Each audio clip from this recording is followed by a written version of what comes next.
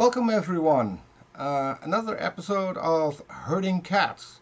And tonight we've got a very special guest. As I said in my tweet earlier this week, we had the anniversary of the Apollo 11 flight, and that's a fairly big thing when it comes to humanity. But our guest tonight is, I think, someone who's along that line, because tonight we have someone who actually rode a dinosaur, and there's footage of that.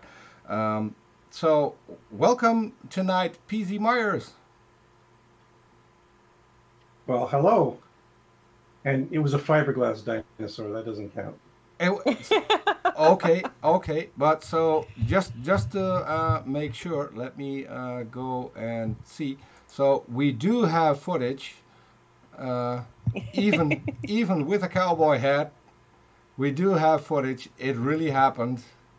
You rode a triceratops. I just feel sad that they didn't make it animatronic, try and buck you off, do the whole cowboy thing. Well, the entire time I was up there, I was afraid I was going to fall off because it's this slick fiberglass thing. It's not made for people to climb on. Well, apparently they let kids get on it. It was actually really difficult to get up there because there was nothing to get a grip on. So, and no, the I won't do angle that of again. Did not look ideal for riding. No, it's not. Well, but the real thing was probably even worse. True. Yeah, I think the real thing would have bucked a little bit maybe. So Yeah. but yeah, so we can dive into that first for a while. So when I started doing stuff like this, and I'm here because of Kent Hovind. I stumbled on a video of Kent Hovind and then thought this can't be true. This can't be real. People can't believe this. So that's where I started my Twitter account, later my YouTube channel, and then got people who joined me on that channel. And that's where I started doing some research, and I found Aaron Ra, but I also found videos of you where you did talks and lectures on creationism, which I thought at times were hilarious because you put a lot of fun in those talks. Do you still do those, or is that a thing of the past? I do every once in a while. I mean, Hovind is still around, right? So it's still Sadly something enough. that's going on. Yeah, so I do it every once in a while. A while back, I did a debate in Fargo, North Dakota, and it was just terrible. I mean, because that's the thing is, you do these things, and the people who host it are they're all Christian creationists, and they do these little things like bus in church loads of people, so your audience is already hostile. This one was particularly annoying because when I got there, I discovered that the guy I was debating was being put up in a luxury hotel, and they were doing all this nice stuff with him and providing him with a fancy dinner. And me, I was just fending for myself. Oh, So, good Lord. Yeah, so that's... Yeah, that sounds like Christians. At least that kind of Christian. I should mention, I was actually raised as a creationist. So thank you for fighting that hideous abomination. It is horrible and evil and stupid. However, should you ever want some additional insight into the mindsets of people entrapped in that strange alternate reality, I might be able to help. Oh boy. just what I need. More peeks into the sewer. Yeah.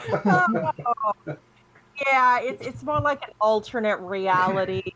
Up is sideways, and you're holding desperately onto something that's dragging you down, and you can't tell.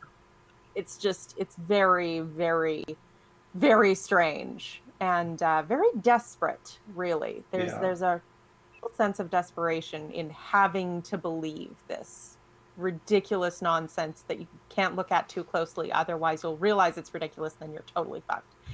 So yeah, I get creationist students every once in a while taking my biology courses, and I have a lot of sympathy for them because they are clearly stressed out and suffering. Because we just give them the basics, and it's kind of incontrovertible, and it's kind of obvious. Yep. What do? Well, they've got to deny it somehow, but they can't.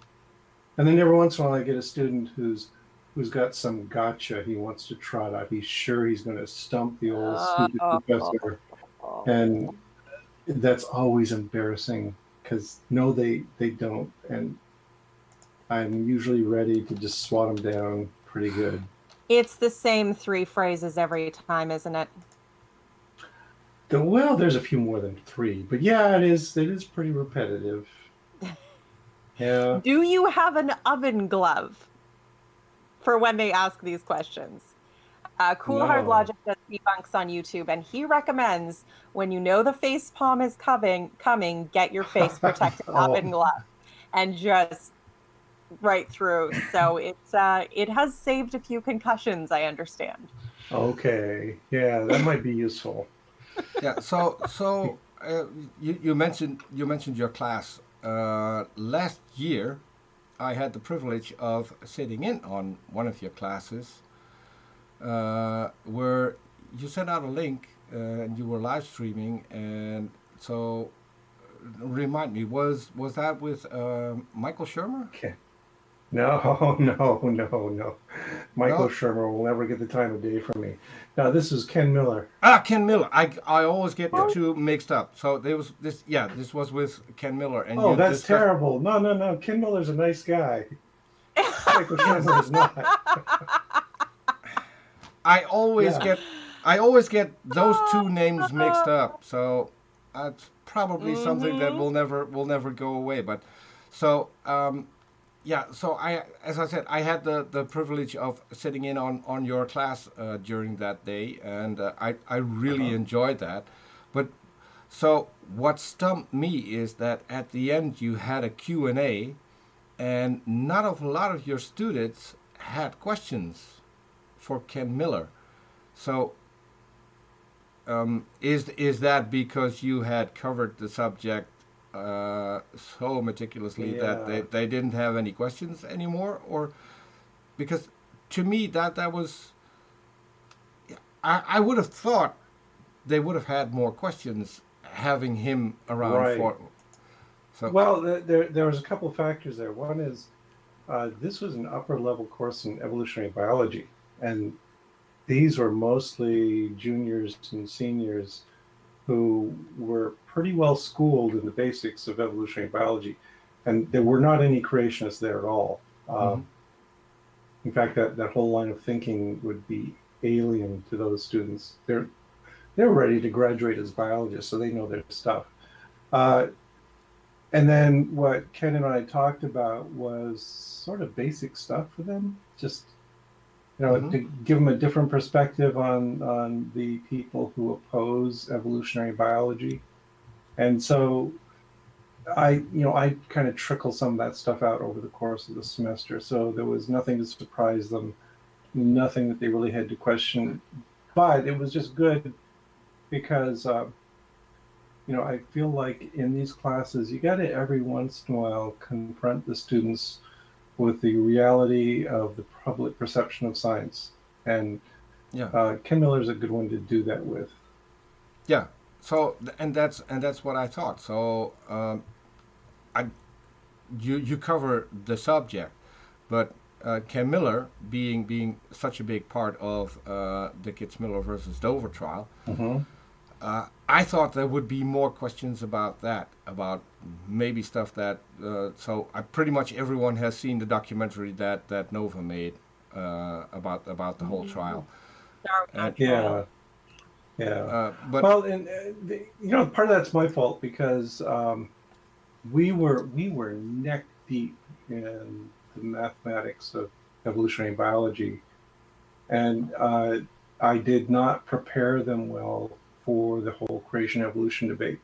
It was kind of a side issue for us, and I just brought in Ken to, give that side of the story, so I wouldn't feel like I'd left it out totally over the course of the semester. So, going from neutral theory to creationist bullshit, it's kind of a shock, and it did not get the kind of questioning it could have. If I were to do it again, I would prep the students a little better with more material ahead of time. How do you find it is interacting with scientists like Ken Miller and Francis Schaeffer, who are believers and yet not married to this ignorant, science-denying, pseudo-scientific rubbish that you obviously have spent so much time fighting for good reason? Well, it's not that unusual. I mean, the believers are a minority in science, okay? But they're a significant presence. It's just that the believers don't think that their religion belongs in the laboratory. So my graduate advisor, for instance, was a Quaker, and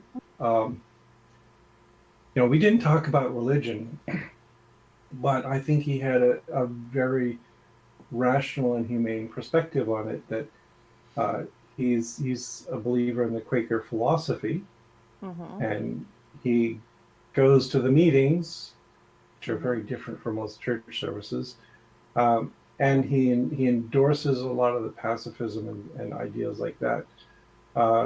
But Quakerism and Christianity and Mormonism and Buddhism and whatever really have nothing to say about the science.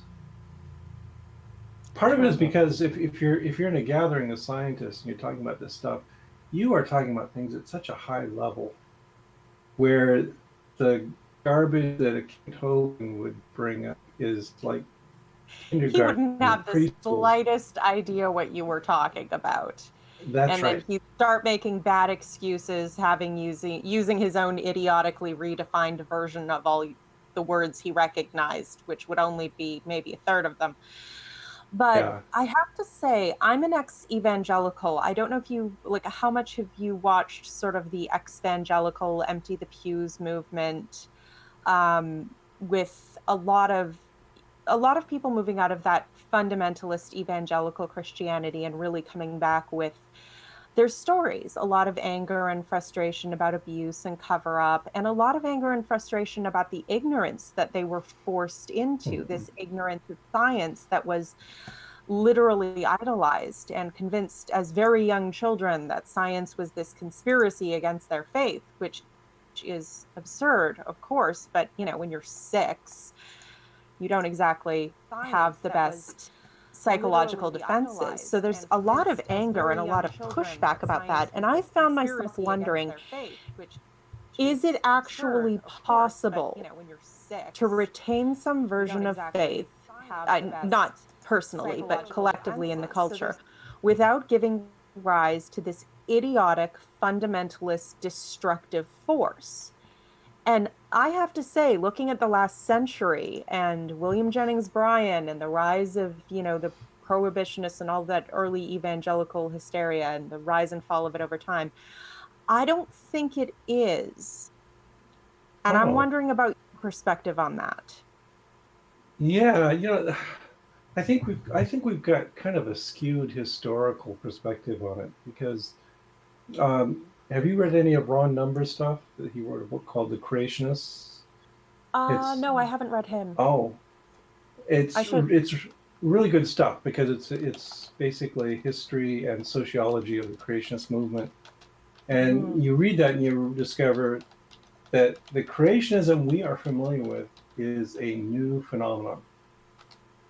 That at the turn of the last century, early 1900s, was when evangelical Christianity took off and fundamentalism. So those two different things sort of emerged right then. And in the early days, it wasn't an issue. that, you read the fundamentals and they actually come out and they endorse the gap theory. And they say, no, Bible doesn't say anything about that long period between the creation, the literal creation of the world, and the appearance of his chosen people. So it's like a 4.5 billion year gap, and there's basically saying, listen to the scientists. They can talk about that stuff. We're still going to say, Jesus is essential for salvation and all that kind of stuff, which we could disagree with. Right. But the bulk of the science was not a problem. And then it seems to have changed with Darwin to a degree, though, because there was a real pushback against the recognition that we were apes and part of the animal kingdom, which a lot of people were very uncomfortable with. Yeah, but even there, you gotta take that with a grain of salt, because Darwin, for instance, was really popular with the lower classes. That his book was a popular bestseller, with lots of people. I can see that. Yeah, and then there's the whole response by the intelligentsia was complicated. A lot of people said, "Oh, this is a great idea. Let's just go with it," and others questioned elements of it. Even Huxley was not a fan of natural selection, for instance. So it's the normal give and take which you find in a real intellectual community, where people are arguing over bits and pieces of it and trying to put together a better synthesis. But as far as scientists go, no, not a lot of debate from the people who actually cared about that stuff. And then even you look at people like William Paley, who was dead by then, of course, but people who were inspired by William Paley. It wasn't quite as insane as it was now. What's happening now is we got this really radical element that came out with the Genesis flood in the 1960s. And that's taken over Christianity, which is just nuts. It's like they picked the very worst idea and made that the foundation of their faith. They really did. But I have to interject a little bit of a problem with the 1960 date, because I mentioned William Jennings Bryan, and he was the fellow who started sort of, I guess we would call it, the modern Sunday school movement. In that time, we discussed previous end of the 1800s, beginning of the 1900s, and he wrote about he sent out articles in this Sunday school publication, and some of them were put together in a book, which I should have brought it. But it was like 5 questions that need answering, I think, was the summary. And in that, I see all of the seeds of everything about the modern evangelical anti-evolution thought. The idea, the hatred of evolution, the idea that any acceptance of science that contradicts the Bible is a compromise. But below that, a kind of visceral fear that anything that questions the authority of the gospel is this destructive evil force to be taken out with no compromise, because any compromise will ultimately lead to atheism and the destruction of all that is good and pure. And this was the attitude he pushed. And these articles were written very clearly, not for intelligentsia. These were, for children or for Sunday school teachers who were teaching children. The idea to push it into their heads that this is an attack on your faith that needs to be treated as such.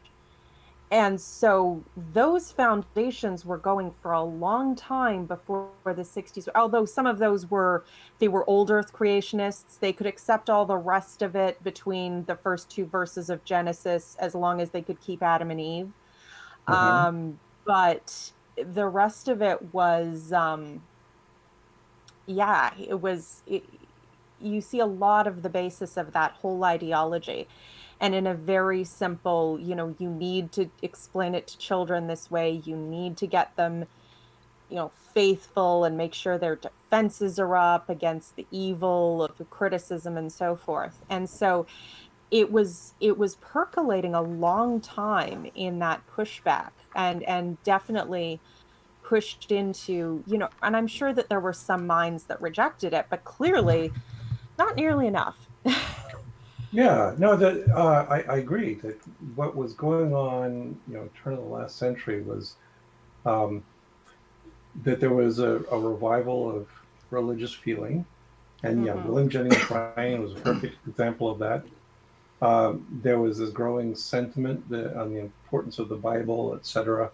That's again the evangelical and fundamentalist movements.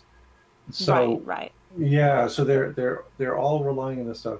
But I'm just saying that at the beginning, there was an appreciation of science, and the ideal was we have to reconcile the Bible with science. Right. And it gradually over time changed into, no, the Bible is inflexible, it's fixed. We got to fix science. It's got to change to conform to the Bible. And that really crystallized with the publication of the Genesis Flood in 1961, where they just basically made up a whole bunch of garbage science and said, this is the new science that fits with the Bible. Yeah. Yeah. And that's the wacky creationist science we've got now. The mistake is to think that the kind of creationism that Kent Hovind is pushing is the same as the creationism that was being pushed 100 years ago. 100 years ago, it was a little less malignant. It was questioning lots of things about science, but they still, you could tell they still wanted the authority and, shall we say, blessing of science on their beliefs. Yeah. And there was definitely, I would say in the 20s especially, with that, around that era, there was a real push back and forth, because there were, even in those days, fundamentalists who were very like, no, you can't question the authority of the Bible, and a lot of other Christians who also wanted to incorporate and be more flexible. I think just these days, it seems like those who wanted to be more flexible have stopped arguing with their fellow believers and started arguing with those of us on the outside, saying, well, not all Christians are like that. And we're going, yeah, that doesn't help. Thanks. Yeah, then another factor was the Scopes trial. And fair. Yeah, fair. that you could tell that all across the country at that time there were people who were just cringing at this foolishness about creationism. But at the same time, there was this growing resentment that, oh yeah, we now associate Bible believing with being a yokel. Yeah. And so that fueled this resentment that was going to eventually lead to this eruption of 1960s, where suddenly, no, they're just saying, we're not yokels, we just believe in real science. Right. It says the Earth is 6,000 years old. Yeah. Yeah. So we got a question from the side chat. Beach Price asked. She said there seems to be a push from some atheists to go with the let people believe what they want. Most Christians aren't dangerous, and she'd like your opinion on that. So I have to be honest, I hadn't heard that. I would have a very strong opinion about it, but have you heard about it? And what do you think? This has been an ongoing thing. Yeah, there's always been pushback from people who say, yeah, let people believe what they want to believe. Don't disparage them for believing foolishness. Well, they wouldn't call it foolishness. And I have some sympathies with that. If you want to believe the Earth is 6,000 years old, and you're not a scientist and you're not a political policymaker, fine. We're not in the business of policing people's minds or forcing them to believe certain things. The problem is that so much of this has now become an issue in government, in laws, in public policy, that they keep on intruding, that if you're interfering with how science is taught in the schools, you are screwing us up. Trust the scientists to do that. And so, as far as that question goes, I would say, yeah, you can do whatever you want at home. You can believe that your teddy bear is God. I don't care. But if you're trying to contradict the science, the well-established published science, and claim that children ought to be taught your belief, no, I'm totally against that. Well, and this, I'd like to raise a point with regard to what you just said, because, well, of course, everyone can believe whatever they want at home if they truly wish to. I don't see how in a democratic society, a lot of people believing that the world is 6,000 years old and there really was a global flood and the Grand Canyon was carved out in a week because magic, how that cannot affect things. So I wonder, have you looked into, do you have an opinion on, say, concepts like street epistemology, Peter Boghossian's, manual for creating atheists, that kind of thing? Yeah, I do have strong opinions on that. But let me go back to your first point. Sorry. Yes, that this does have an effect, and we've got to correct it. And I really think that that's what public education is for. That's why we got to keep the church out of public education. That if you want to teach and it's not like they're giving anything up, because going to Sunday school and going to church is really influential on kids. So, but give us this school week so we can teach them good stuff. As for, Boghossian is an asshole. So that's one problem. I meant more the concept of street epistemology. There's many an asshole. When that started coming out years ago, and I listened to it, my initial impression was, oh, this is exactly what Ray Comfort does. Go out on the street, grab somebody who's put very little thought into this, who isn't trained in philosophy, and force them into contradictions, and make a video of it and laugh about them on YouTube. Well, now I have. Go ahead. And I have to jump in just a little bit, but because we had Anthony Magnabosco on our show, and so basically what he does, and if you go watch his channel, I still do every once in a while, because I learn so much just because of the way he questions people.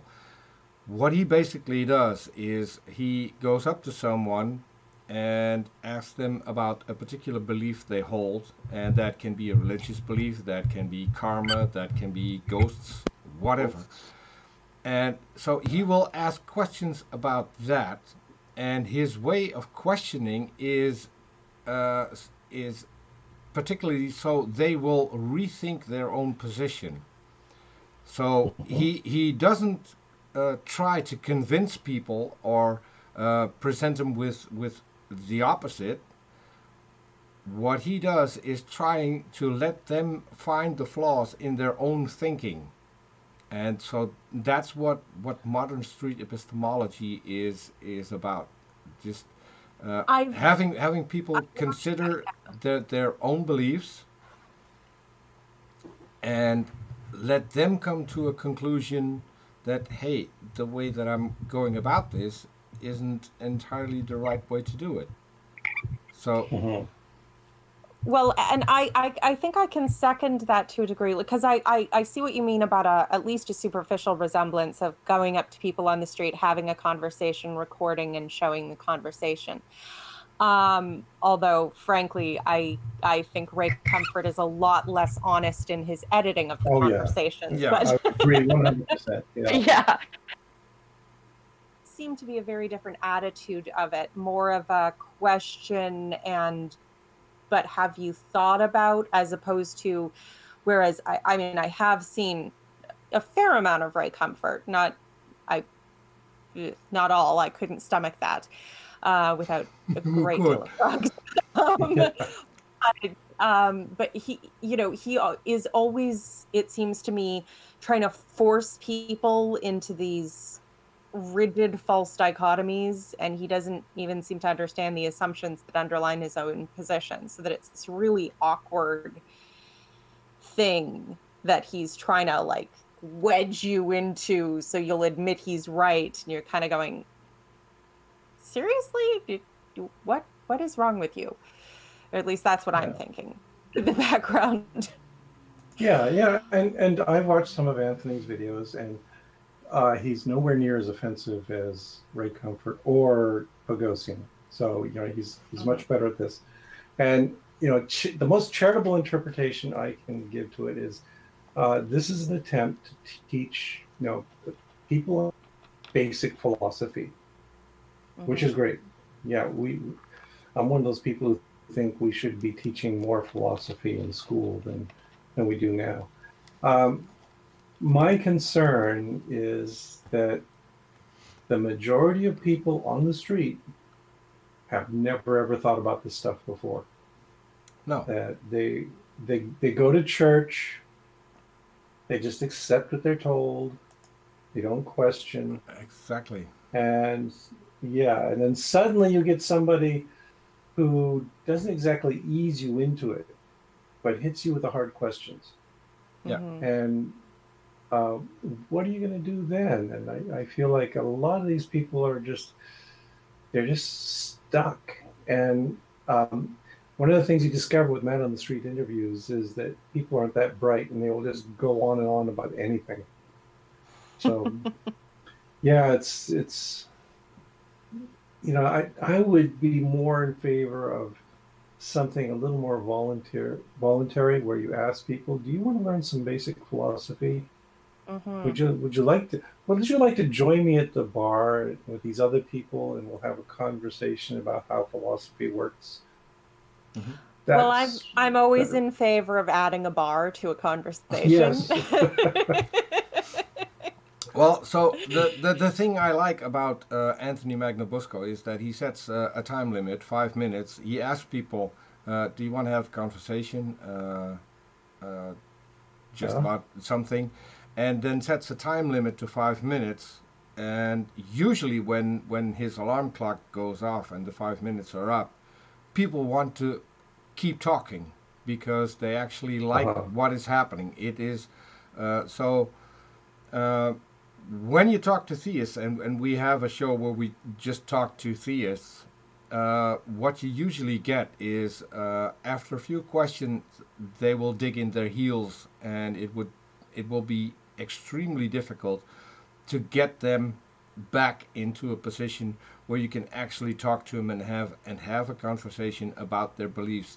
They will go in a full defense mode. We had a young guy on last week, I think. He's 18 years old. He's been heavily indoctrinated, and pretty much everything you mention, he will immediately go to Answers in Genesis or some other creationist site to debunk what you just said, without ever looking at his own links, because I have caught him on sending me a link that actually proved my point that I was trying to make, but he just read the title, and the title was clickbait. So the title was agreeing with him, but if you then read the entire article, it turns out that it's exactly the opposite of what the title would imply. And so for that, I think Magnabosco's methods are a lot better. Okay, well, the whole point of these kinds of exercises is to get people to think. That's all we care about. Yes. Start thinking about this stuff. And I can see where street epistemology done right is a tool to force people to question their beliefs and think. It's just I've seen it used too often to put people on the spot and make them suffer for their beliefs. Which is a really, well, a douche thing to do, but also a counterproductive thing to do. And exactly. I think, if I may clarify, I'm taking your point correctly. Anthony Magnabosco, as far as I can see, has come up with a very non-insulting, but also reasonably honest and gentle way to try and get people to think about their beliefs. Which I don't have a problem with, but I can also see how the concept of street epistemology in the hands of someone a little less gentle and thought out in their approach could turn into a not too far off Ray Comfort kind of monster, which would be objectionable. And so have I understood you correctly? Yeah. So, this is true for any tool you might use. Yeah. As, you can use a hammer for pounding nails, and you can use a hammer for killing people. That doesn't mean the hammer is bad. It means how you use it is wrong or good. And I've just seen too many people go off on a tangent with this street epistemology stuff and turn it into a gadget for bashing people. Yeah. So, as I said, that's what I like. So there's Anthony Magnabosco, and she's in the chat. Beach Price will probably throw me the name. There's another guy who's on YouTube doing pretty much the same thing. I think it might be a good tool to have, and so for now at least I don't see a lot of creationists using the same tool. Well, they can't use it that way. That would make people think, and then they're screwed. Yeah, that too. But so they are too much in the mindset that they need to convince you that their point of view is correct, and they will pretty much the only thing they will have is trying to poke holes in the opposition's science. Because I have yet to come across a creationist who comes after me with baraminology. What were the original created kinds? Which kinds were on the ark? And why did the dinosaurs die out? Why did God have this silly plan of putting all of the dinosaurs on the ark just to have them go extinct the moment they went off the boat? Well, Ken Ham should have to answer that one. But honestly, just meet the Linnaean taxonomy, the challenge to classify apes as with any feature that we don't share that actually is an identifying feature of apes. Yeah. I mean, that's the whole well, to return to what I was saying earlier, if you go back 100 years, what you find is fairly open-minded creationists who are willing to learn. And what has happened over the last century is it's just narrowed down to this hardcore, ridiculous belief. And now what they do is they're not questioning things, they're engaging in apologetics and trying to rationalize this nonsense that they've inherited in the last 50 or 60 years. It's kind of a hear no evil, see no evil, yell and run into the wall until you break through. Yes. Yes, and parrot Ken Ham and Kent Hovind, because yeah. Actually, speaking of Banana Man, I do have a question, because you had the misfortune of being interviewed by the man and being wildly misrepresented in his film with your, I don't know, how did he give you a whole 3 minutes worth of chucked up bits of screen time? I don't even know. But do you think on some level he actually believes what he's selling? Oh, that last bit was garbled. That he actually what? Believes what he is selling. Oh, Ray Comfort's a true believer. I think he really is. He's not very bright. He doesn't know any of this stuff, and so this is his thing. He really believes that. Yeah.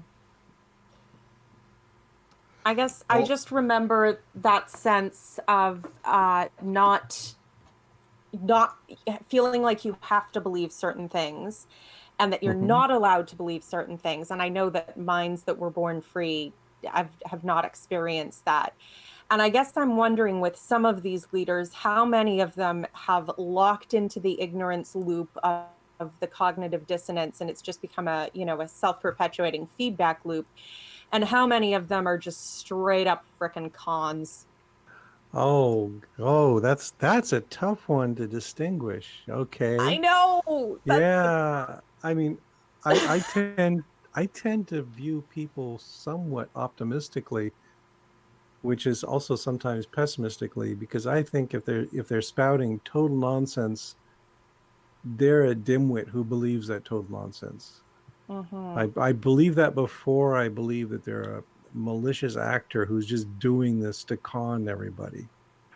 Um, But someone yeah, like Kent Hovind, who's already been in jail for fraud and making fallacious claims about, yeah, the peach pits and the vitamin B17, which isn't anything of the sort, I I get far more of a con man vibe from him, whereas I think Ray Comfort gives me more the feel of someone who has locked into the ignorance feedback loop to the point where I don't think he's even capable of getting off that wheel.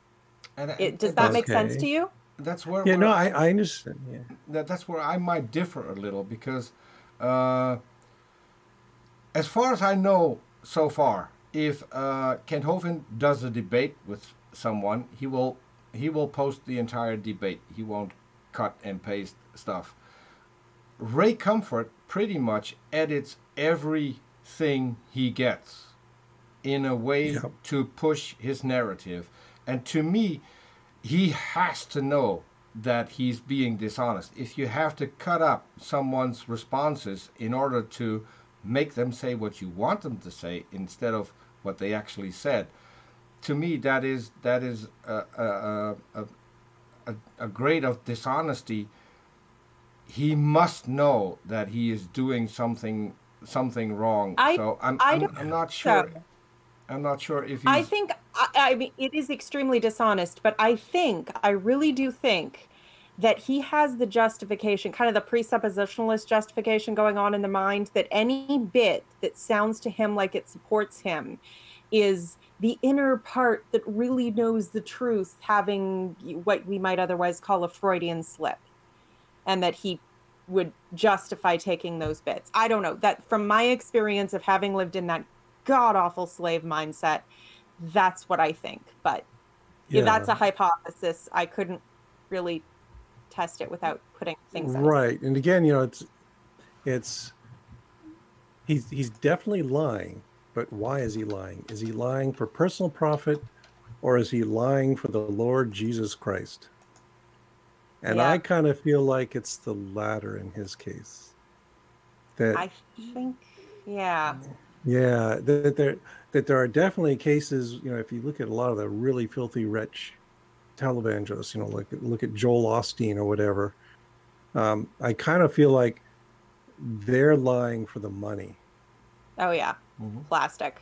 Yeah, but I I kind of get the impression that Ray Comfort and Kent Hovind and Ken Ham are lying because they're true believers.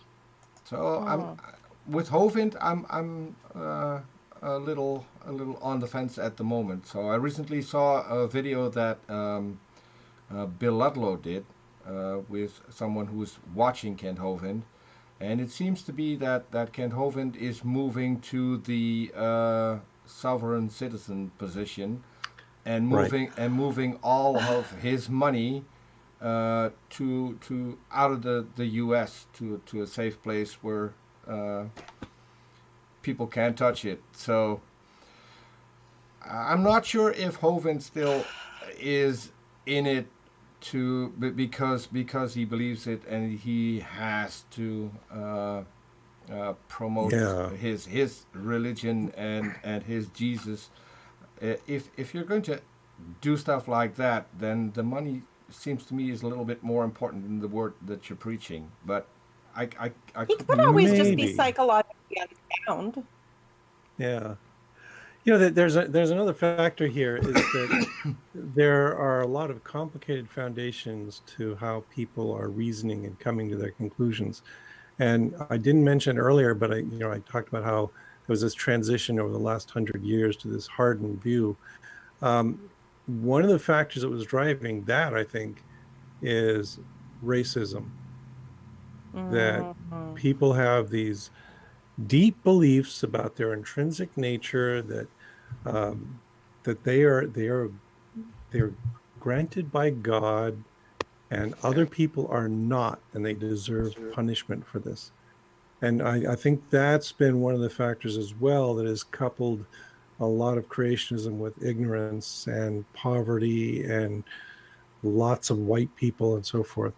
Ken Hovind is a perfect example of that, because if you listen to his YouTube videos, you don't get the full extent of his beliefs. I've attended 2 of his talks. Oh. Yeah, and they were packed, huge auditoriums filled with thousands of people. And he does the same old shtick.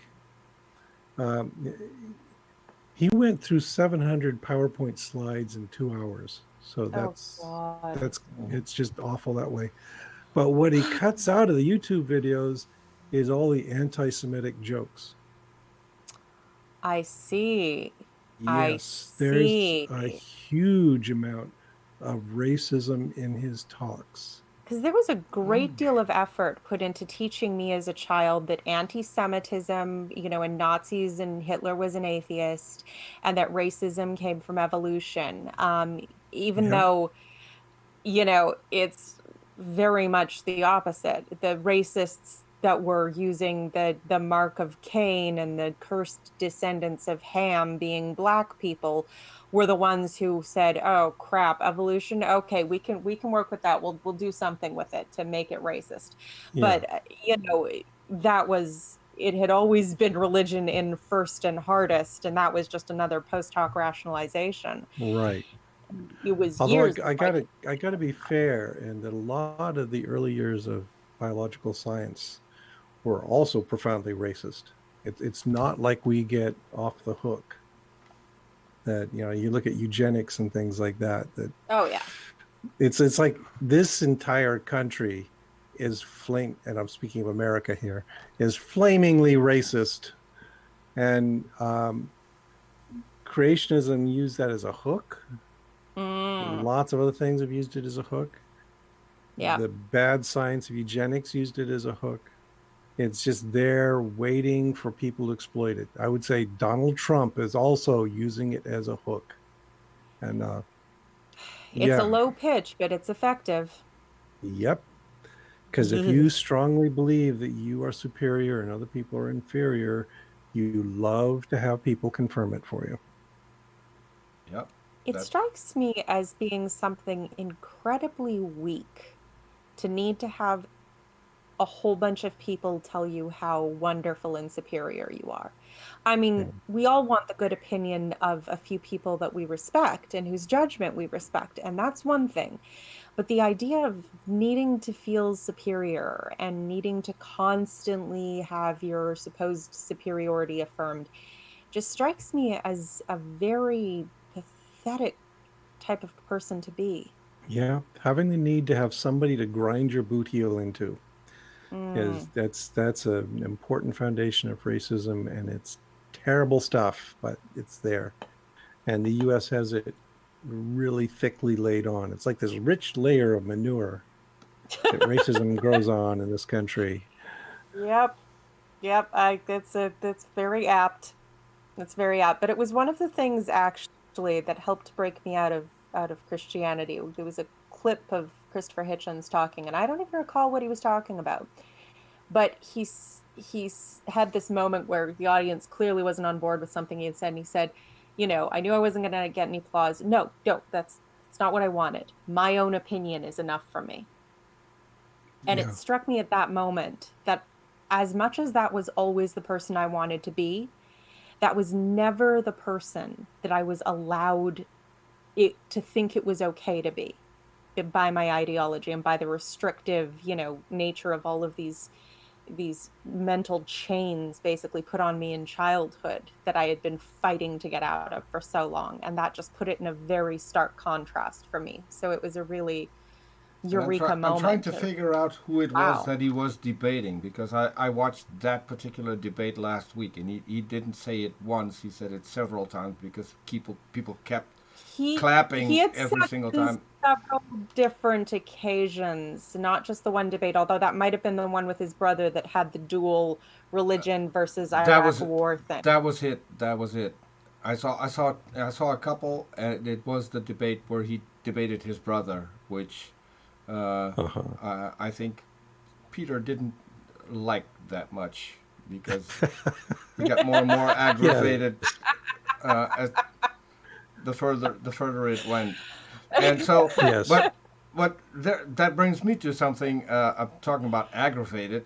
So we had the movie Expelled, and so the Mm. only one who was expelled from Expelled was P.Z. Myers. So Yep. how did that go? Very ironically. That's how it went. I mean, Yeah. No, I got interviewed for the movie, and they were very professional about it. They Mm. they flew out here to Morris, Minnesota, which is kind of in the middle of nowhere, and I was kind of impressed by that. And they actually paid me.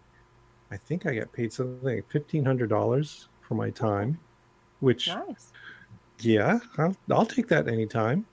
Um, and we actually had a really, really long conversation. We're talking several hours. Mm-hmm. Virtually all of it that was filmed and everything.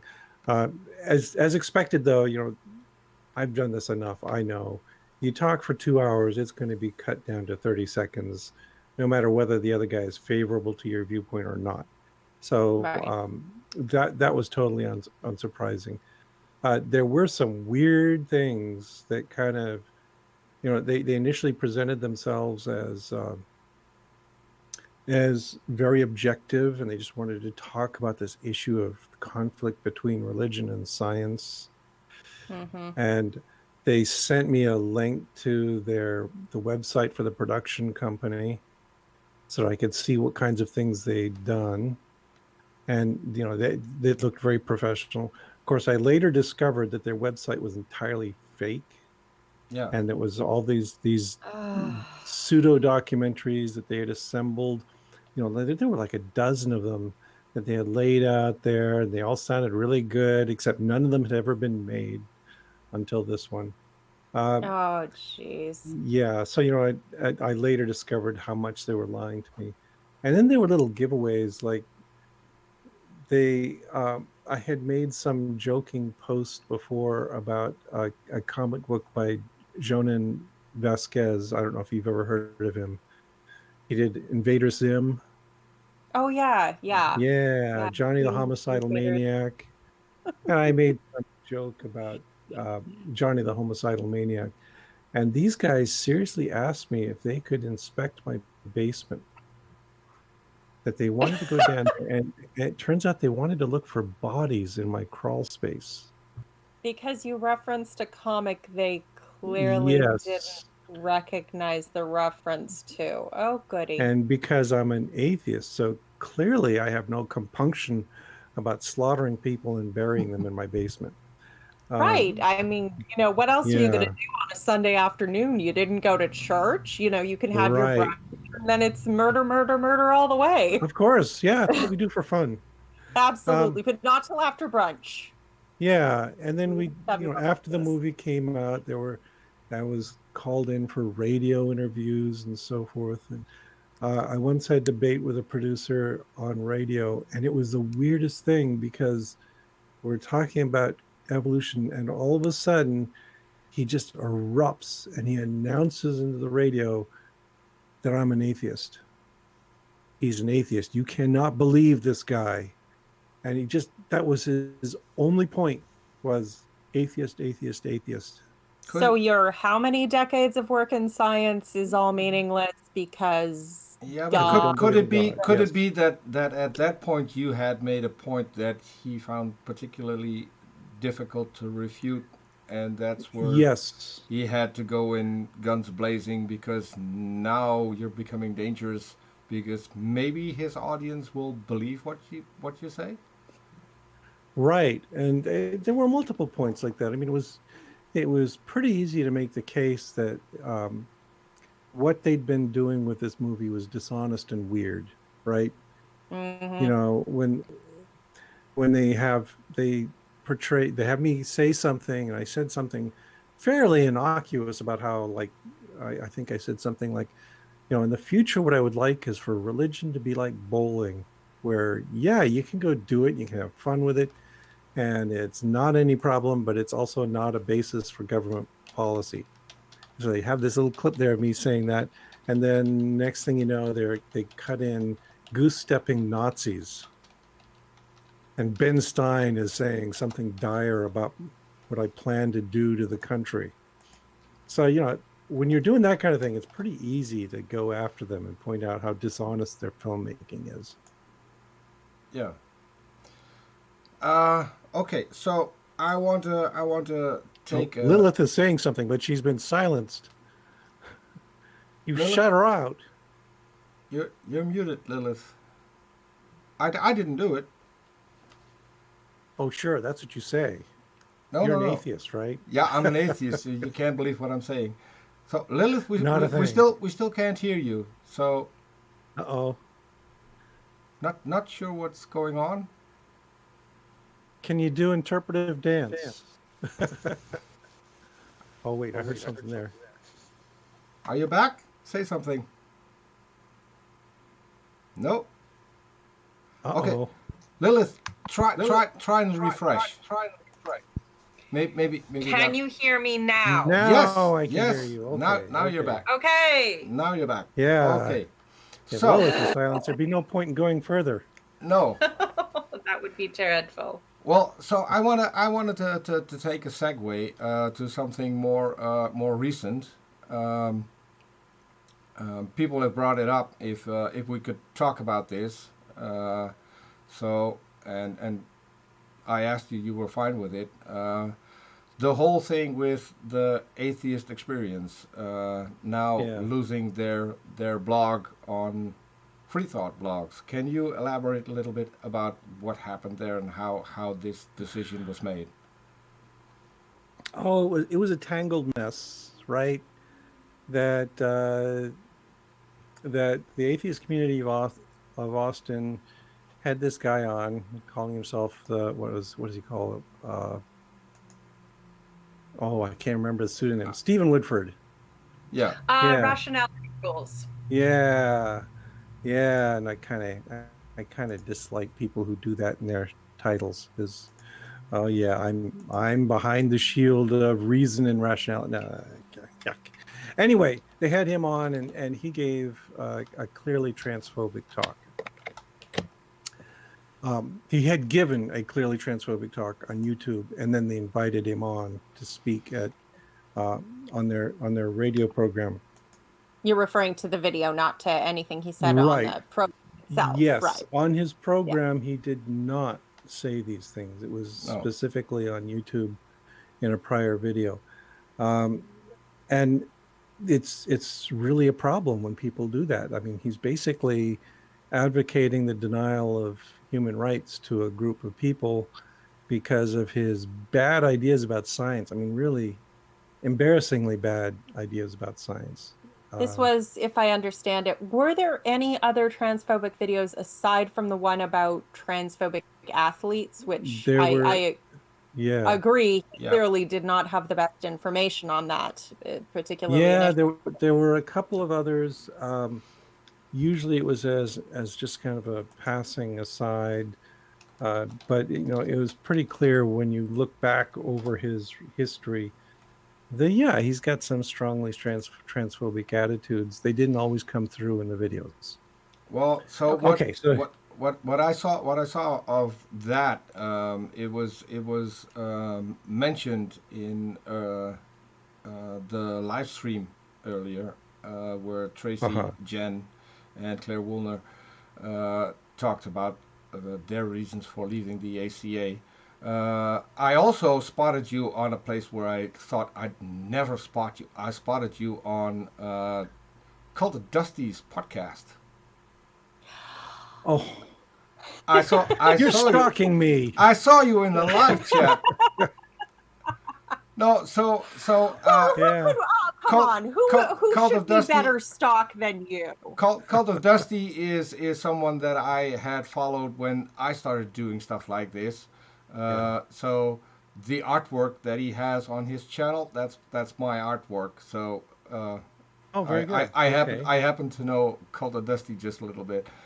But I spotted you in the side chat, and so that was not a place where I expected you to be. But he was talking about this as well, and he showed a lot of clips of Woodford where he actually didn't say the things, but he agreed with people who did say the things, and that was the biggest problem. So, and that was something that wasn't addressed in the whole thing with the ACA. Was that the big? I don't think that was necessarily the biggest problem. No. As usual, it's the cover-up that screws you over. It wasn't. So it wasn't. But what I got from Tracy, Jen, and Claire is that before he even went on the Atheist Experience and on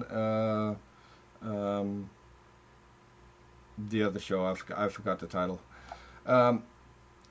They had warned them, hey, wait a minute, this guy's a little bit controversial, and Claire Woolner actually greeted him when he walked in the building, the ACA building, the Free Thought Library. She said, "I'm glad to meet you, and now you can set the record straight on some of the comments that you've made." So, and they warned him not to put him on, and so there was kind of a controversy. So we have this planned, and people said, "Well, we've had hosts drop out just before the show. It's nothing we can't handle. We can just do a show anyway," and that was somehow overruled. And they put him on the show anyway, knowing full well that this has happened. So it wasn't that the ACA discovered this in hindsight. They knew this before he even went on, and that was something that I didn't know. And and then the whole backlash happened after the shows, and after the statement that went out and was retracted, and then I think Matt Dillahunty backed it up again, and they came with a new statement. And meanwhile, on every single platform, on every single platform of the ACA, the Discord server, on Free Thought blogs, and on the Facebook page, trans people were completely under attack, and the moderators quit. So no one was correcting all of this. No one was keeping chat in what was put there, and so I think that went into your decision in ending the blog. Is that correct? Yes. So there were people who were putting out really strong rebuttals to Woodford. I mean, I'll recommend Essence of Thought as a YouTube channel that's got some really good stuff where it's dealing with the science and tearing him a new one and doing a very good job of it. So there was that going on. And that's the thing, if you're going to have a controversial guest on, and Woodford was definitely controversial on this issue, you would expect to take some responsibility and address the point when you're discussing with him, and they didn't. Instead, Woodford was their good old pal, their drinking buddy. It wasn't really talked about.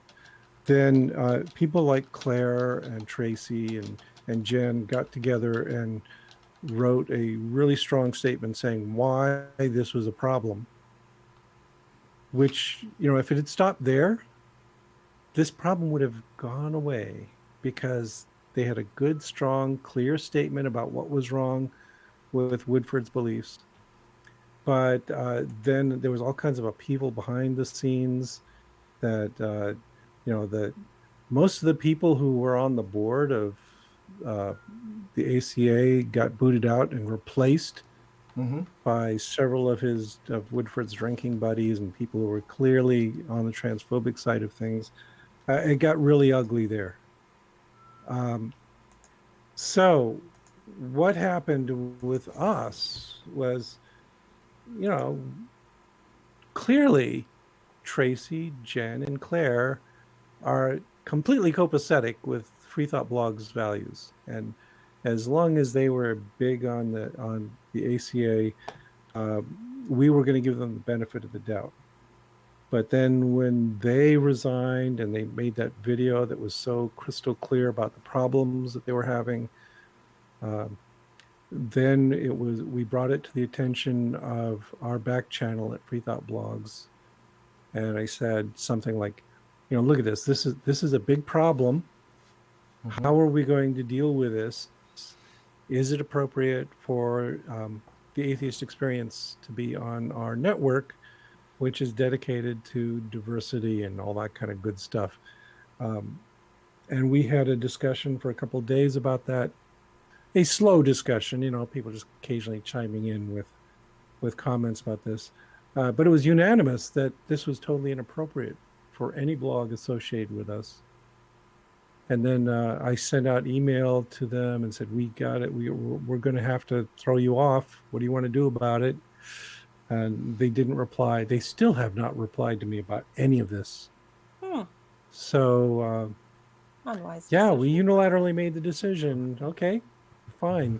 You're not going to talk to us. You're going to promote this transphobic stuff. You're gone. So, their blog is currently shut down. They can't make new posts. Nobody can make comments on it. We're still kind of waiting to hear what they want done with it. We've had people leave and we've kicked a few people out, and we are quite familiar with the procedure. We can give them a full backup archive of everything on their blog so they can reinstitute it somewhere else. That's fine with us. We are also quite happy just to host their existing content because we hate dead links. So let's go ahead and keep that around. But it's all up in the air right now. Yeah, I have to say that I'm really disappointed in how all of this is handled. I'm a huge fan of Tracy. That's one thing. But that doesn't come in with all of this. I think the way they have communicated this to the people who are watching and to the people who are on their blog and on their Facebook page, this would have called for immediate action. And if you see that they're going after people on the Facebook page, that's where you need to step in, and that's where you need to be strong in your moderation. When people get hurt, you have to take action. You cannot wait a week or several weeks as has happened here, because the whole thing with Woodford, the whole thing with Woodford took weeks to come to some kind of conclusion, which still wasn't the right one. Concluded? I don't know that it's been concluded yet. He's still in a good grace.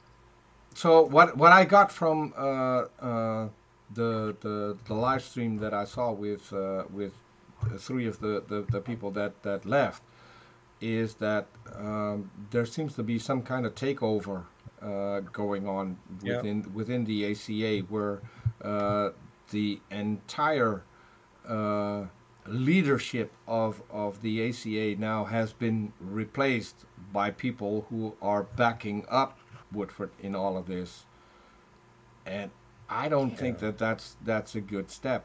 They should have stepped away from all of it, and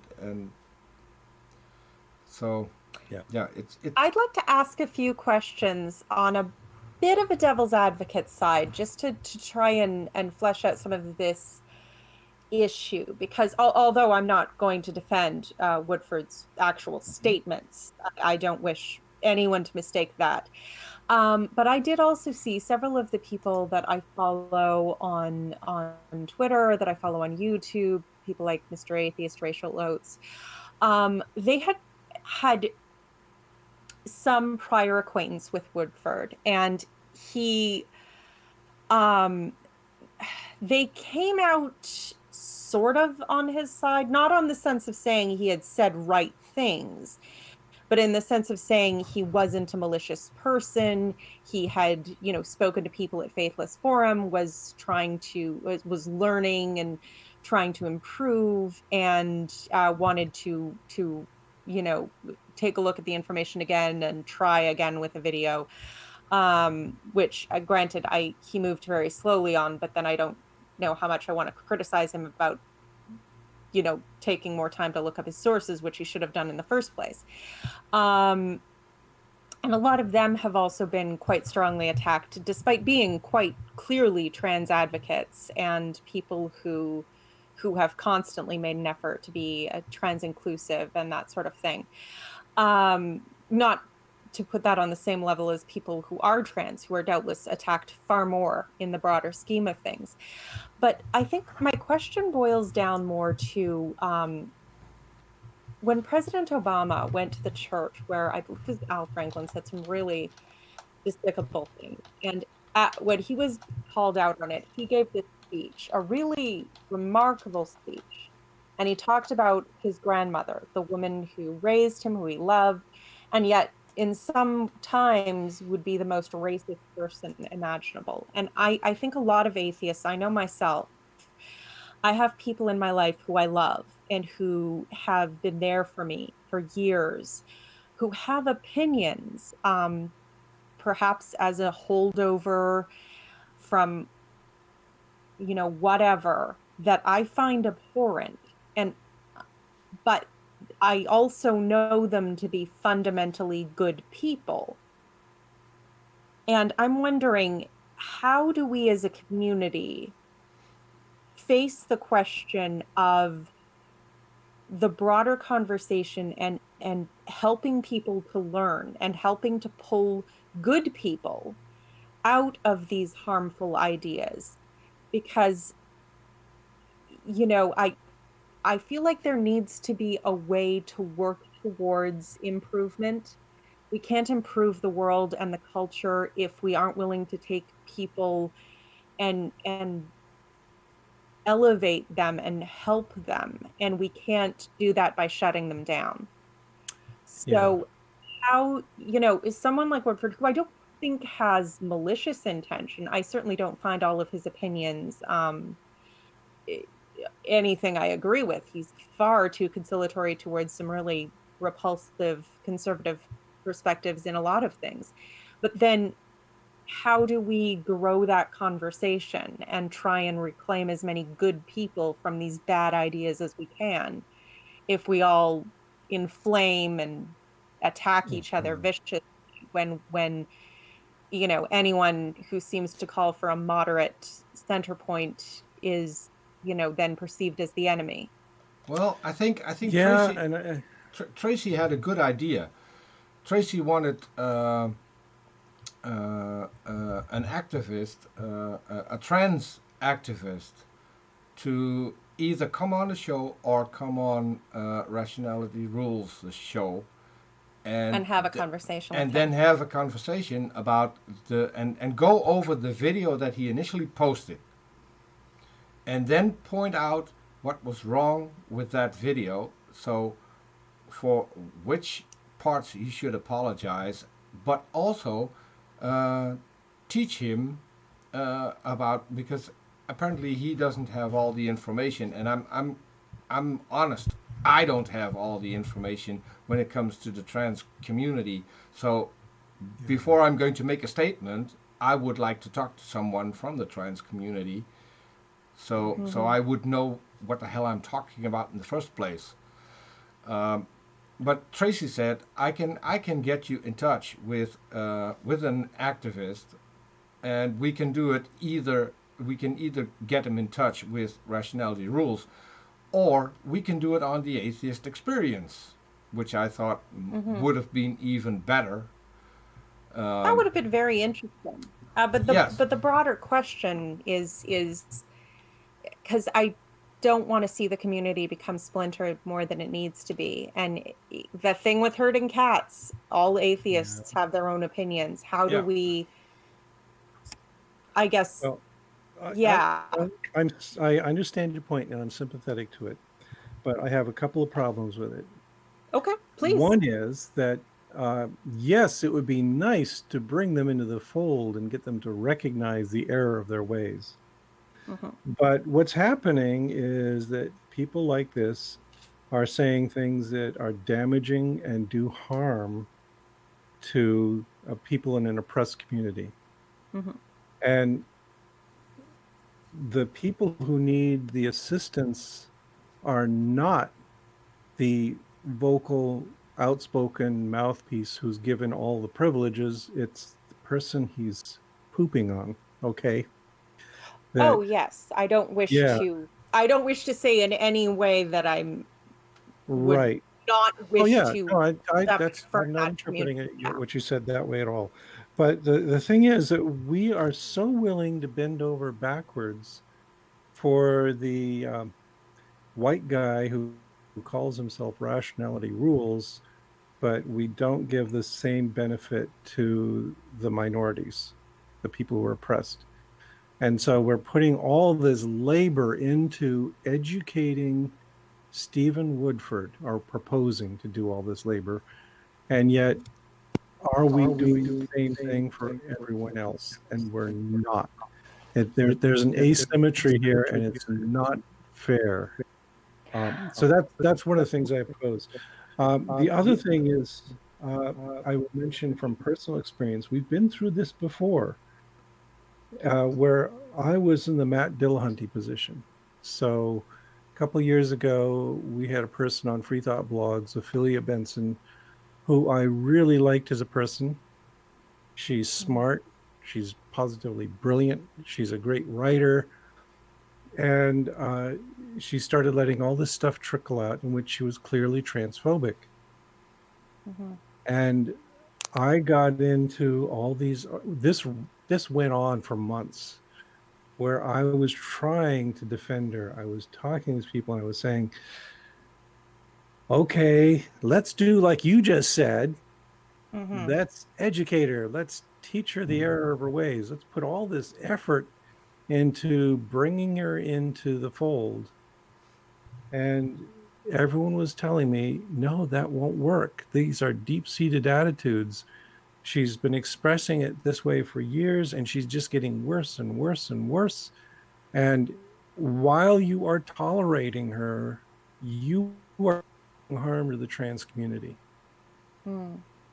And it took a long time for it to sink into me. I will admit it, that I was in the wrong, and I kept defending her, trying to make this right. But eventually she resigned and she went on her own way. She was very pissed off about it, unsurprisingly. And she's gotten worse since she's away. You might argue, well, that means we should have kept her on and try to educate her.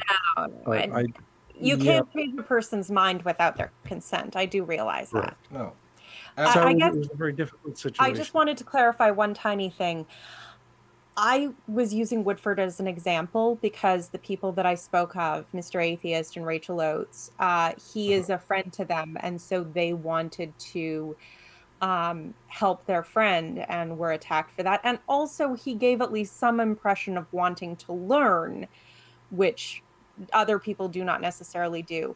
But it's more the principle of the thing, like how do we talk to fathers and brothers and uncles who, have these horrible ideas that they've almost imbibed through osmosis from their culture for decades, and yet there's still someone you love, there's still someone who was there for you when you were down, and all these things, and you're like, but this is so wrong, but at the same time this is someone I love.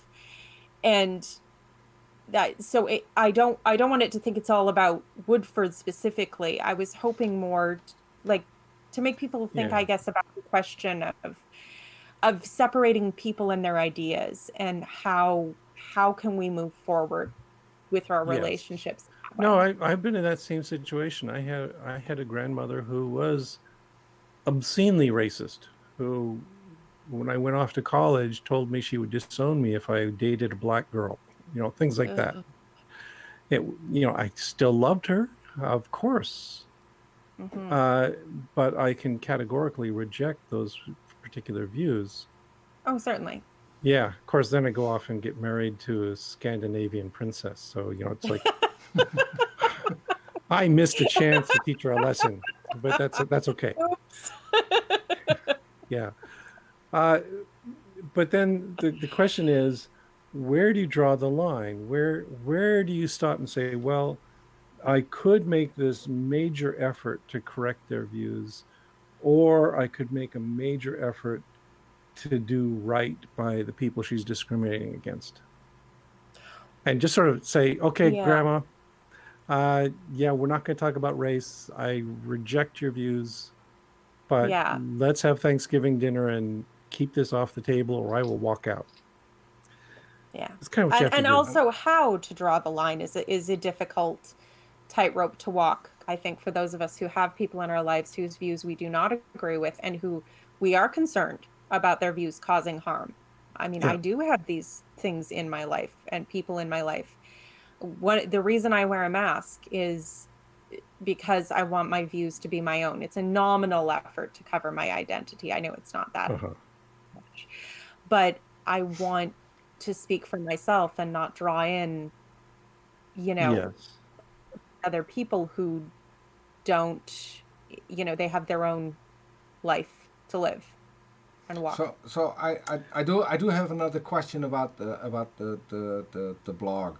So is this a definite thing, or is there still an opening for the ACA to get back with you and maybe clear up the blog so it can stay where it is, or are we past that point? We've talked a little bit about that, but it's I really can't imagine what they could do. I mean, throw out the current board and replace it with Tracy, Jen, and Claire. Hey, yeah, then I might sit up and say, "Whoa, Awesome. you guys are really making an effort." But I suspect that the best we'll get from them is a set of excuses, and no, excuses aren't enough. We need action. So no, I think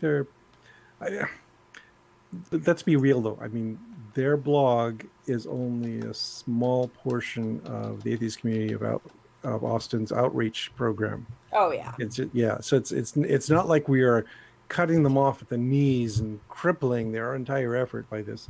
It's a fairly minor thing as far as they're concerned. But yeah, I can't imagine what they would do. Again, it would take direct action. It would take a real demonstration of change. And I don't think Matt Dillahunty is going to do that, because I think he's fully on board with Stephen Woodford's views. I'm afraid so. That he might be. I still think that and this has nothing to do with the blog. I still think they need to take a stand in all of this, and be there for a group of people who have supported the show, who are basically part of the demographic that they're fighting for. So whether or not the blog gets back to where it was, I still think that, because these are people that I have admired. The reason that we have this show is because I've watched a lot of their shows, and I was jealous. I wanted to talk to these people.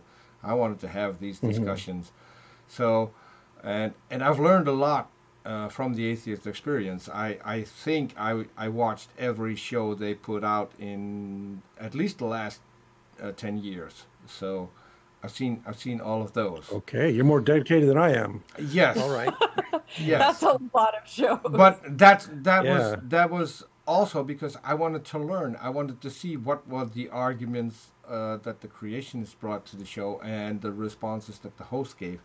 So, and I think what they have been doing is an incredible, important job, because they have made people think, and they have made a difference.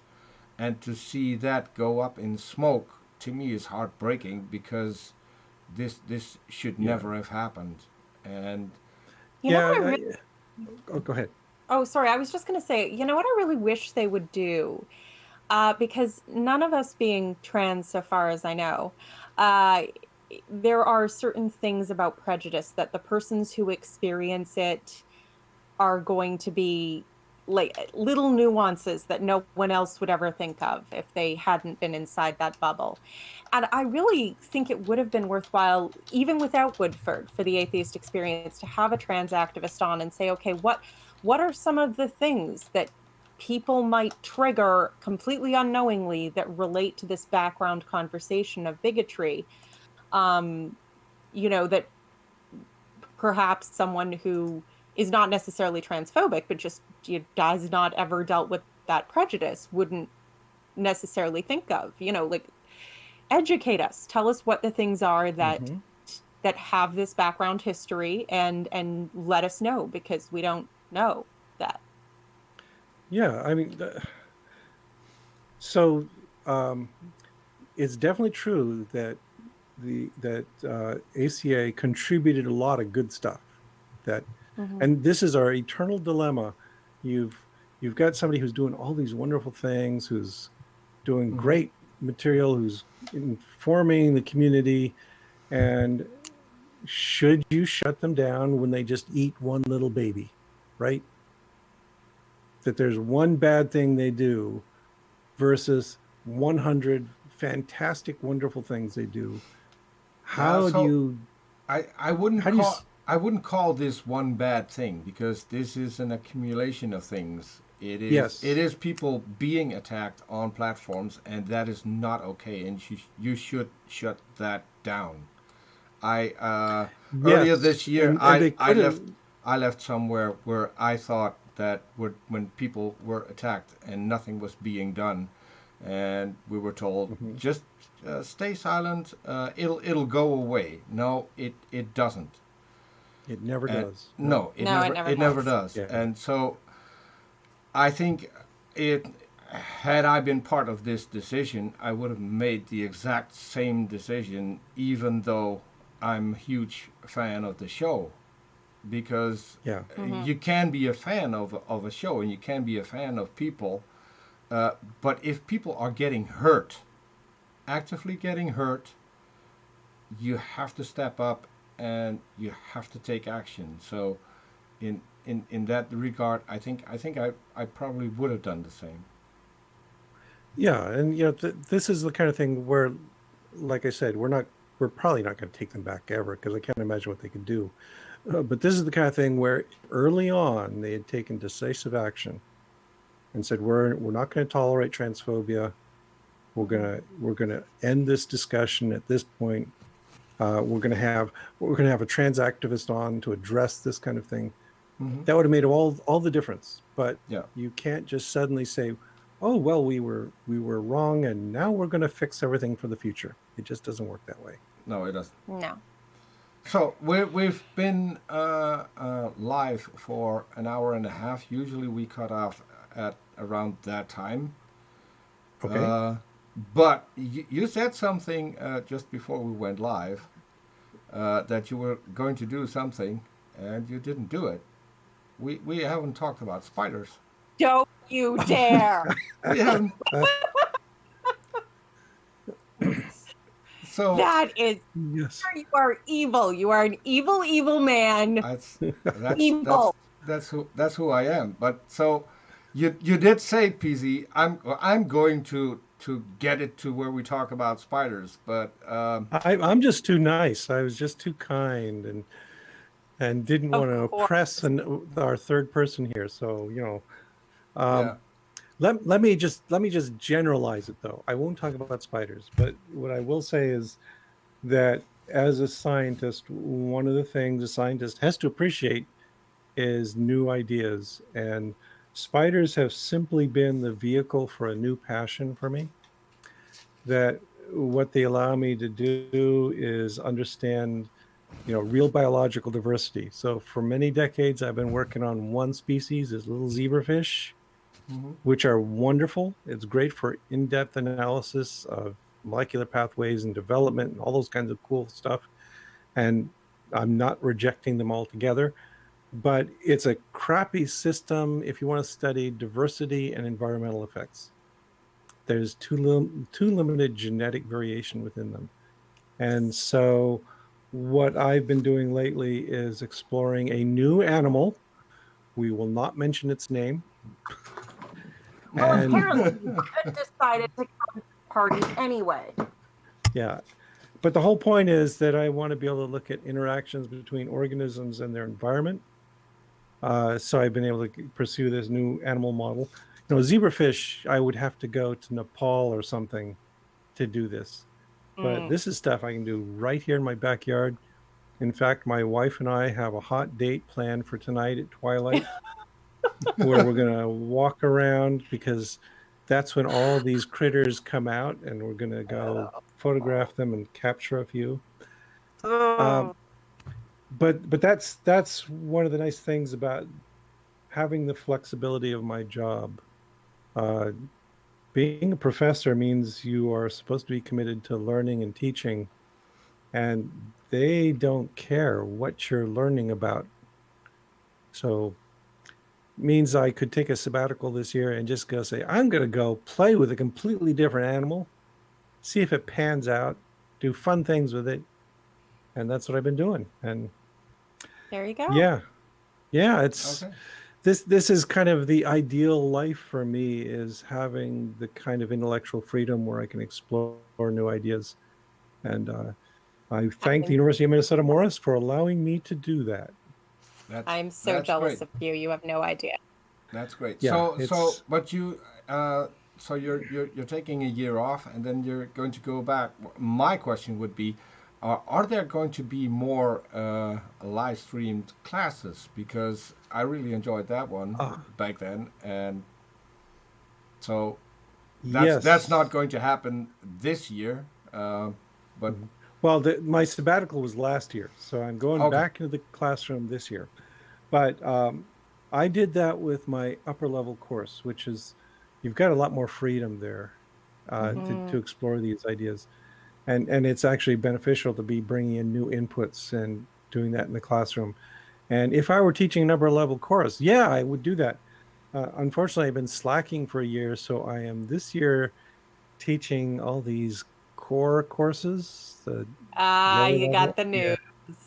Yeah, so I'm teaching cell biology in the fall. Your sabbatical. Yeah, so I'm teaching cell biology in the fall, which is a second year course. And then in the spring, I'm teaching genetics, which is more of an upper level course, but there's really not as much. It's all math. Who wants to watch a live stream of me teaching probability theory? Me! me!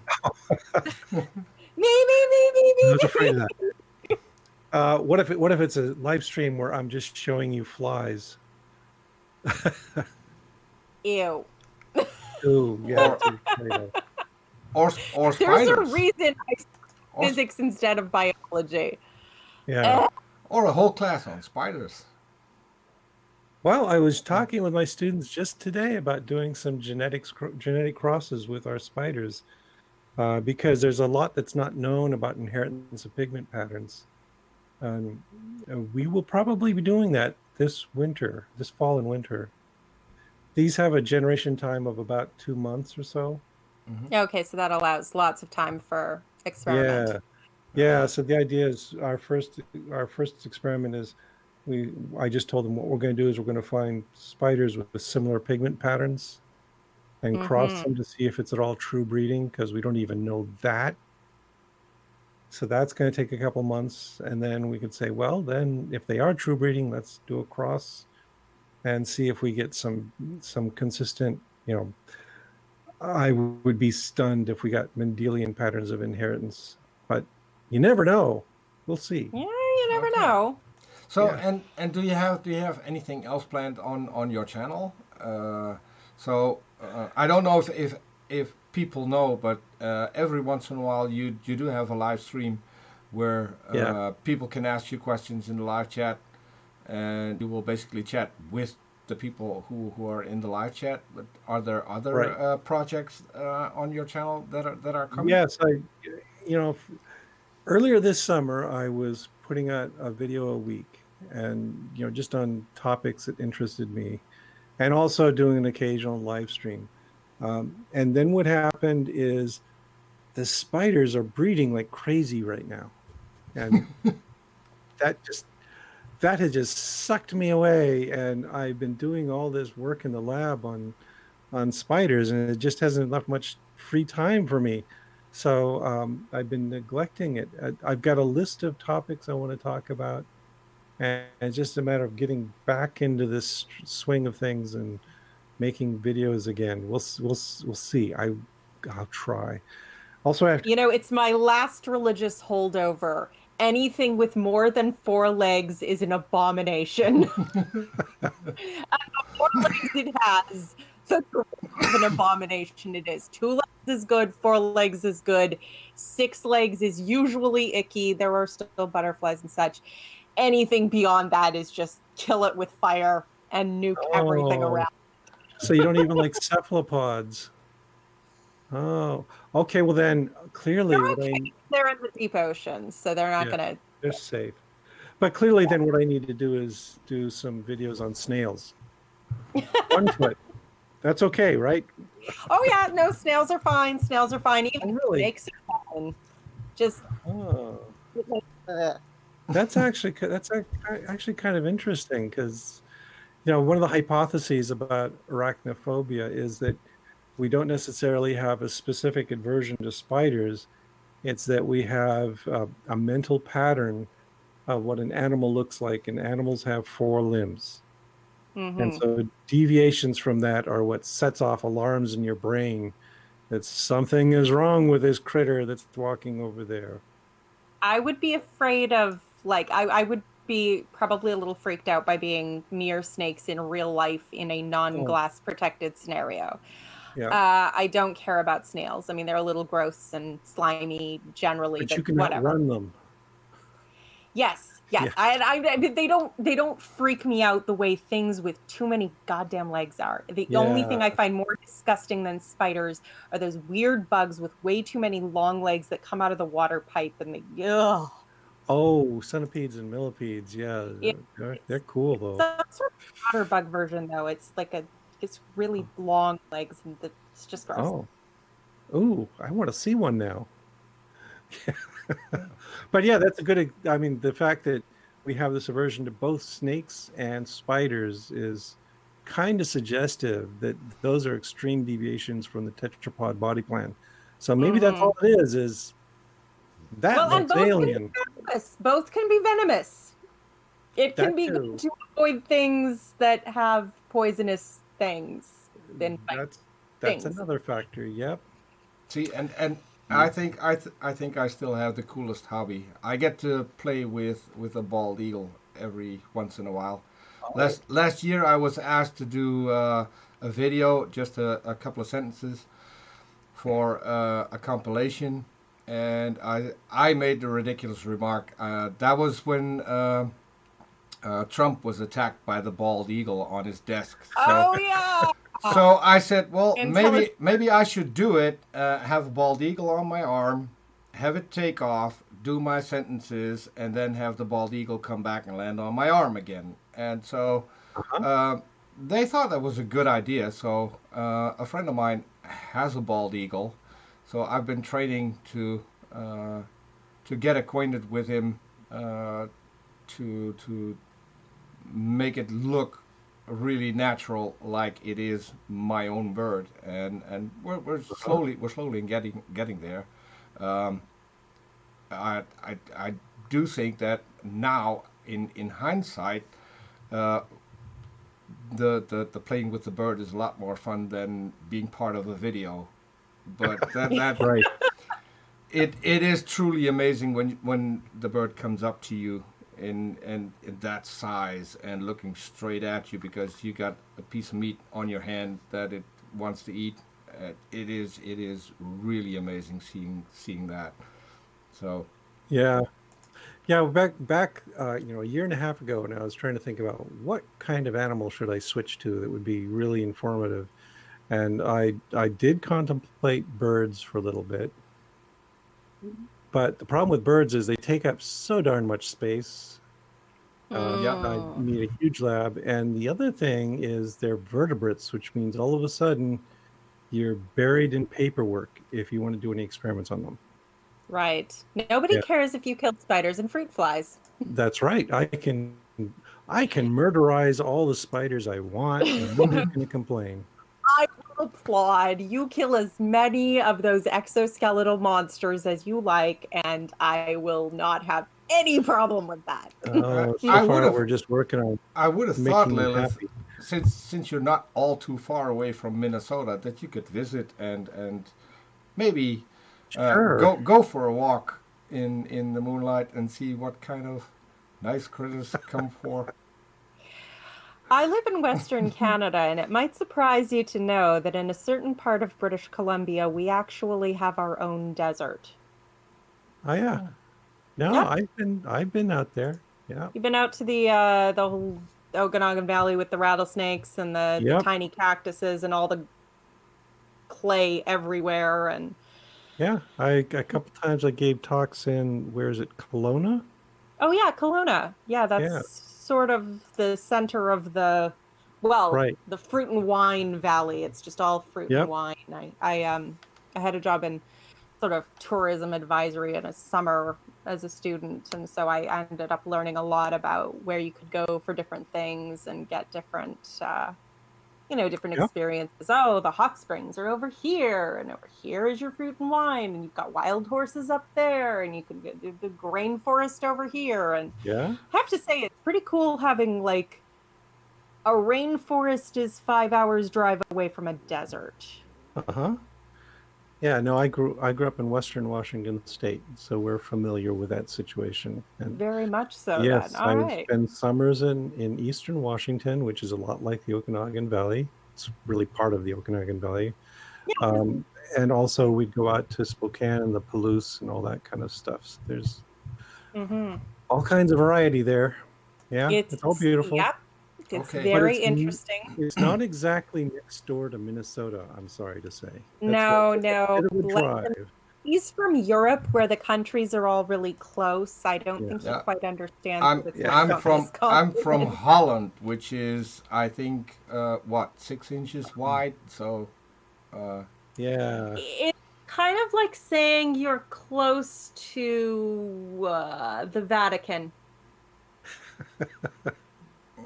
well, Sure, just so down the road. it's I could drive there in a day. Shouldn't be a Okay, problem. no, never mind. It's I like saying you're have done that. So You're close to Egypt. That I guess and comparatively it's speaking. worse. And it's worse if I get outside and I pick up a stick and throw it away for my dog to fetch. It'll land in Germany, and so yeah. So part of my property is German, and the other part is Dutch. But so we're coming up to an hour and 45 minutes. So I really want to close it off. Okay. PZ, it's been great having you on, and maybe sometime in the future when something interesting happens, we can have you back.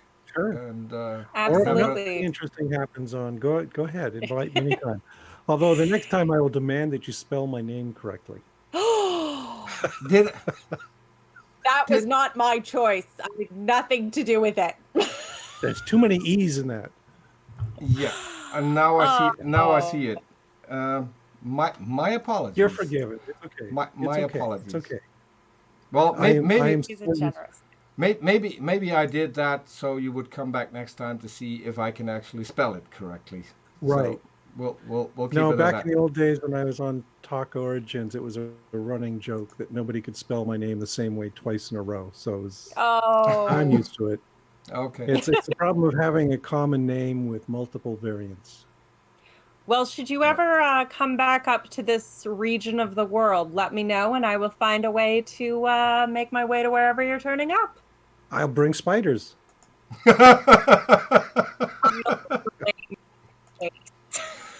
have the real stuff up here. There are bears.